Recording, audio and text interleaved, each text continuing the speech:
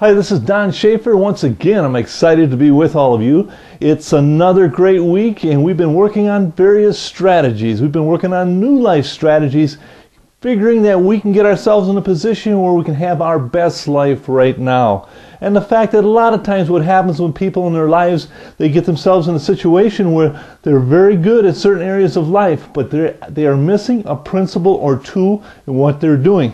And so what we're trying to do is trying to develop strategies and different understandings to help people develop their lives. And I know last week we had gotten with you and we had talked a little bit about how to build a secure foundation in your life for what you're doing. And we talked about the mountain climbers and how they have a base camp, and the base camp takes care of whatever situations might arise, and that's where we mentioned that we need to establish a base camp. We need to establish a security fund, an area that we can put money into for emergency use only. And if circumstances or whatever comes up, we know that we will be taken care of. How it gives us a peace in our life, a peace about everything that we do. We also mentioned that this emergency fund isn't something that pays for Christmas. It isn't something that pays for going on vacation or these types of things, because of the fact that those areas are not emergencies. Those are areas that need to be planned for.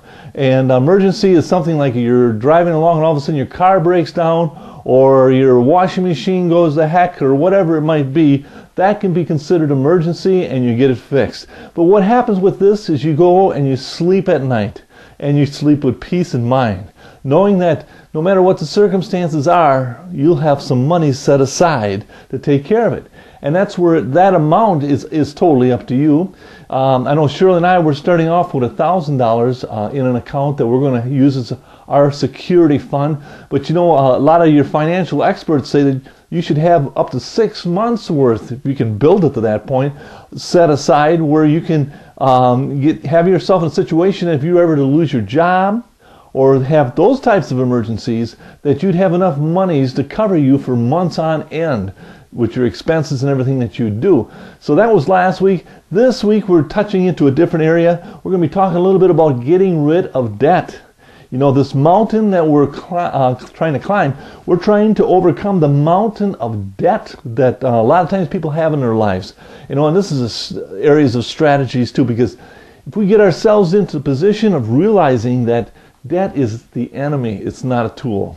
I know a few weeks ago we talked about that. A lot of times people in life, they grow up believing that debt is the tool to obtaining anything you want and to obtain it right now. Well, it's not a tool. It's the enemy. You know, it's the area of life that funds all your credit unions, your banks, all your financial institutions, and all this. Well, how do they get all their money? How can they build such big buildings? They take interest off of everything that is paid to them. You know, all of our, we pay our car loans or whatever it might be. There's interest that goes to the institution.